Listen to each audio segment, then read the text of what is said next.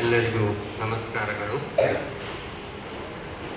ಇವತ್ತಿನ ವಿಶೇಷ ದಿನವಾದ ಗುರು ಪೂರ್ಣಿಮಾ ಮಹೋತ್ಸವದಂದು ನಾನು ಮೊಟ್ಟ ಮೊದಲಿಗೆ ಡಾಕ್ಟರ್ ಅಠಾವಲೆ ಅವರನ್ನ ನೆನೆಸಿಕೊಳ್ಳಲು ಬಯಸುತ್ತೇನೆ.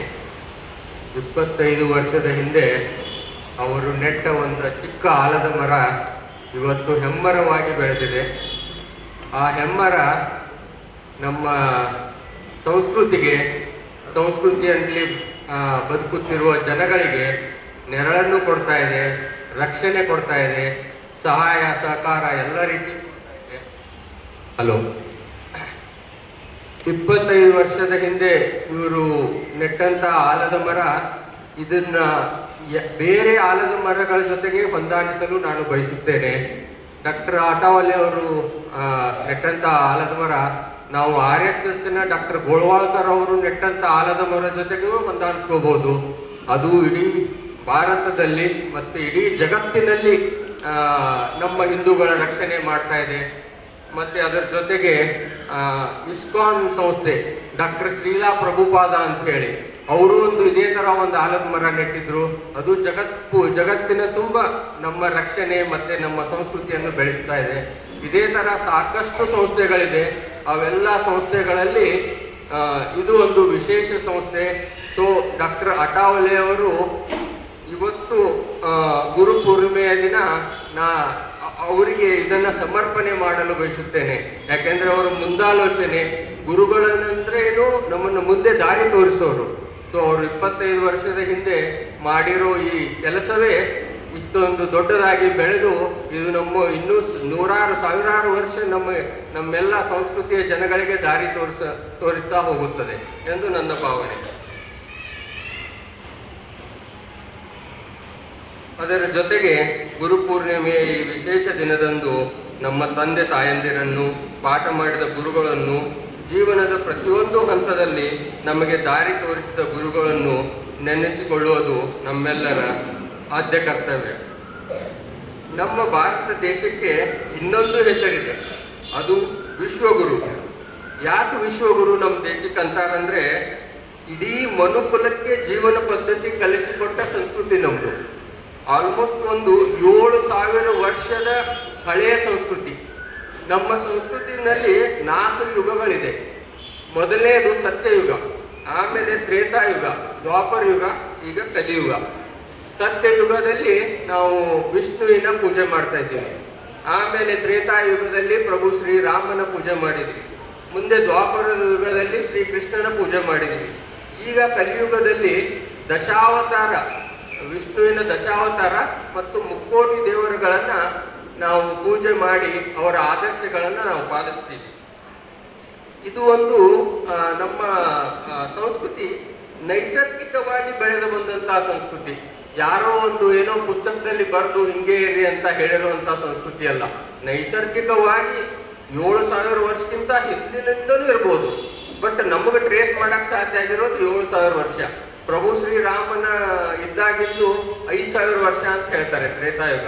ಅದಕ್ಕಿಂತ ಮುಂಚೆ 2,000 ವರ್ಷದ್ದು ನಮಗೆ ಟ್ರೇಸ್ ಆಗುವಂತ ಸಂಸ್ಕೃತಿ ಇದು.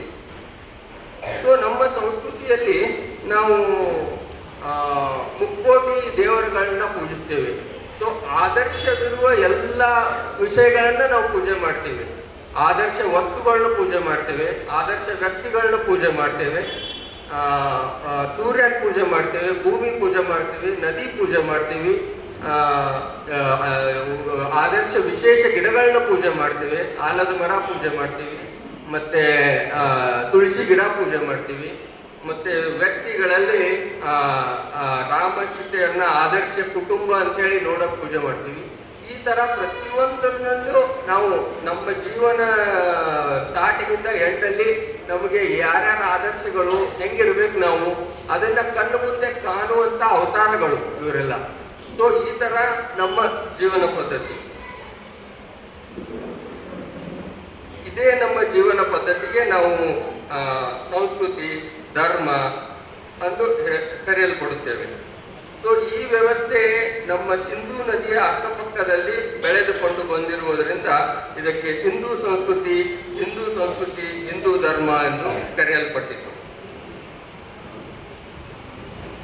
ಮತ್ತೆ ಈ ಹಿಂದೂ ಜೀವನ ಪದ್ಧತಿ ಭಾರತದಲ್ಲಷ್ಟೇ ಅಲ್ಲ, ಅಫ್ಘಾನಿಸ್ತಾನದಲ್ಲಿತ್ತು, ಪಾಕಿಸ್ತಾನದಲ್ಲಿತ್ತು, ಬಾಂಗ್ಲಾದೇಶದಲ್ಲಿತ್ತು, ಮಲೇಷಿಯಾ, ಇಂಡೋನೇಷಿಯಾ, ಶ್ರೀಲಂಕಾ ಎಲ್ಲ ದೇಶಗಳಲ್ಲಿತ್ತು.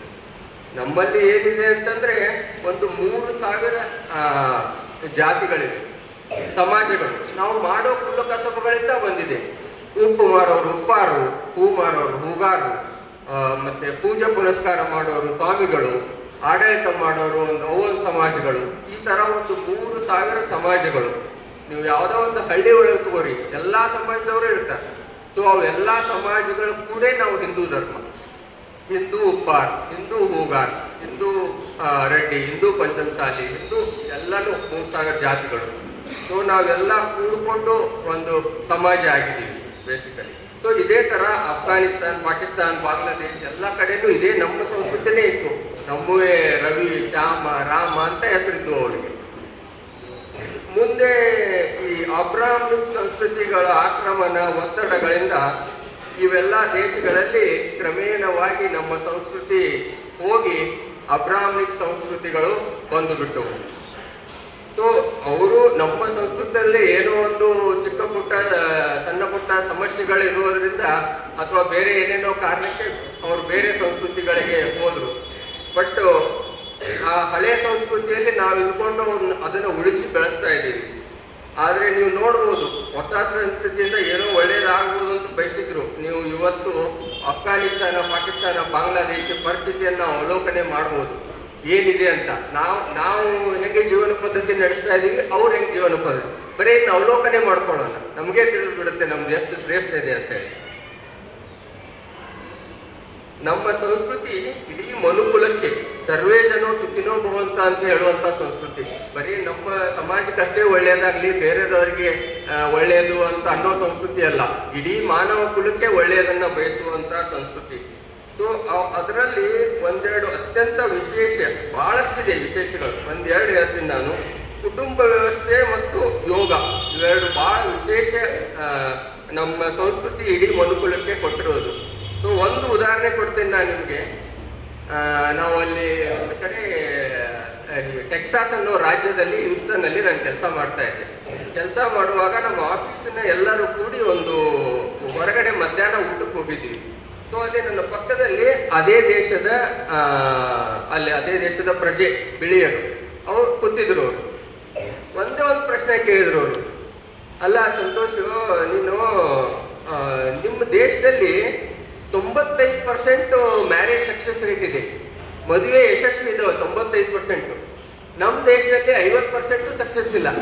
ನಿಮ್ಮ ದೇಶದಲ್ಲಿ ಇದು ಹೆಂಗೆ ಸಾಧ್ಯ ಆಗಿದೆ ಅಂತ ಕೇಳಿದ್ರು. ಅದು ನನಗೆ ಅಲ್ಲಿವರೆಗೂ ನಾನು ಅದನ್ನ ವಿಚಾರ ಮಾಡಿರಲಿಲ್ಲ. ನಾನು ಅದಕ್ಕೇನು ಉತ್ತರ ಗೊತ್ತಿಲ್ಲ ಸರ್ ನನಗೆ, ನಾನು ವಿಚಾರ ಮಾಡಿ ಹೇಳ್ತೀನಿ ಅಂತ ಹೇಳಿದೆ. ಅವಾಗಲೇ ಗೊತ್ತಾಗಿದ್ದು ನಮ್ಮ ಕುಟುಂಬ ವ್ಯವಸ್ಥೆ ಎಷ್ಟು ಚೆನ್ನಾಗಿದೆ ಅಂತ ಹೇಳ್ಬಿಟ್ಟು.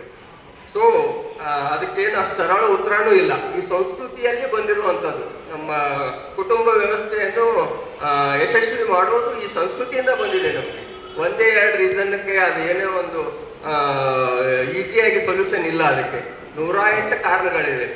ಸೊ ಅವರೆಲ್ಲ ಪಾಶ್ಚಿಮಾತ್ಯ ದೇಶದಲ್ಲಿ ಮಿನಿಮಮ್ 50% 60% ಸಕ್ಸಸ್ ರೇಟ್ ಇದೆ. ಅವ್ರ ಕುಟುಂಬ ವ್ಯವಸ್ಥೆನ ಯಶಸ್ವಿ ಮಾಡೋದೇ ಅವ್ರಿಗೆ ದೊಡ್ಡ ಒಂದು ಚಾಲೆಂಜ್ ಆಗಿಬಿಟ್ಟಿದೆ.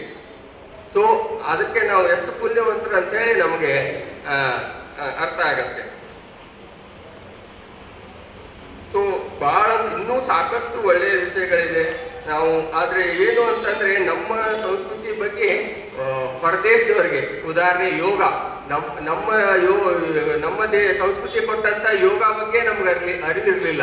ಯಾವಾಗ ನರೇಂದ್ರ ಮೋದಿ ಅವರು 2015ರಲ್ಲಿ ವಿಶ್ವ ಯೋಗ ದಿನ ಅಂತ ಹೇಳಿ ಅನೌನ್ಸ್ ಮಾಡಿದ್ರು, ಜಗತ್ತಿನಲ್ಲೆಲ್ಲ ಅದು ಪಾಪ್ಯುಲರ್ ಆಯ್ತು. ಅವಾಗ ಹೊಳ್ಳಿ ಬಂದು ನಮ್ಮ ದೇಶದಲ್ಲಿ ಪಾಪ್ಯುಲರ್ ಆಯ್ತು. ಇದು ನಮ್ಮ ದೇಶದ ಒಂಥರ ದುರ್ಗತಿ. ಸೊ ನಮ್ಮ ದೇಶದ ಸಂಸ್ಕೃತಿ ನಮ್ಮ ಜನಕ್ಕೆ ಬಹಳ ಗೊತ್ತಿಲ್ಲ, ಬೇರೆಯವ್ರಿಗೆ ಭಾಳ ಗೊತ್ತಿದೆ. ಇವನ್ ಇಸ್ಕಾನ್ದವರಿಗೆ ಬೇರೆ ದೇಶದಲ್ಲಿ ಅವ್ರಿಗೆ ಗೊತ್ತಿರುವಷ್ಟು, ನಮ್ಮ ಸಂಸ್ಕೃತಿ ಬಗ್ಗೆ ಗೊತ್ತಿರುವಷ್ಟು ನಮಗೆ ಗೊತ್ತಿಲ್ಲ. ಅವ್ರಿಗೆ ನಿಜವಾಗ್ಲೂ ಅವ್ರ ಜೊತೆಗೆ ನಾನು ಮಾತಾಡಿದ್ದೀನಿ. ಪ್ರತಿಯೊಂದು ಊರಲ್ಲಿ, ಡೆನ್ಮಾರ್ಕ್ ಅನ್ನೋ ಒಂದು ಕೊಪನೆಗನ್ ಊರಲ್ಲಿ, ಮತ್ತೆ ಅಲ್ಲಿ ಹೊರಗಡೆ ಹ್ಯೂಸ್ಟನ್ ಅಲ್ಲಿ ಎಲ್ಲ ಕಡೆನೂ ಯಾರು ಹೇಳಿ ಇಸ್ಕಾನ್ದವ್ರ ಅನುಯಾಯಿಗಳು ಅವ್ರ ಜೊತೆಗೆ ಒಂದು 10 ನಿಮಿಷ ಮಾತಾಡಿದ್ರೆ ನಮ್ಗೆ ಏನೇನು ಗೊತ್ತಿಲ್ಲ ಅನ್ನೋ ಸಂಸ್ಕೃತಿ ಅನ್ನೋ ಹಂಗೆ ಅರ್ಥ ಆಗತ್ತೆ. ಸೊ ಅದಕ್ಕೆ ನಮ್ಮ ಸಂಸ್ಕೃತಿ ಬಗ್ಗೆ ಅರ್ಥ ಮಾಡಿಕೊಂಡು ಬೇರೆ ಸಂಸ್ಕೃತಿ ಜೊತೆಗೆ ಹೊಂದಾಣಿಕೆ ಮಾಡಿಕೊಂಡು ನೋಡಿದಾಗಲೇ ಗೊತ್ತಾಗತ್ತೆ ನಮ್ಮ ಸಂಸ್ಕೃತಿ ಎಷ್ಟು ಶ್ರೇಷ್ಠ ಇದೆ ಅಂತ. ಸೊ ನನಗೆ ಮಾತನಾಡಲು ಅವಕಾಶ ಕೊಟ್ಟಂತ ಈ ಹಿಂದೂ ಜನಜಾಗೃತಿ ಸಮಿತಿಯ ಭಜಂತ್ರಿ ಅವರು, ಸರ್ದೇಸಾಯಿ ಅಕ್ಕ ಅವರು, ಮತ್ತೆ ಗಂಗಾ ಅಕ್ಕ ಅವರು, ವೆಂಕಟರಮಣವರು, ಅವರೆಲ್ಲರಿಗೂ ನನ್ನ ನಮನ.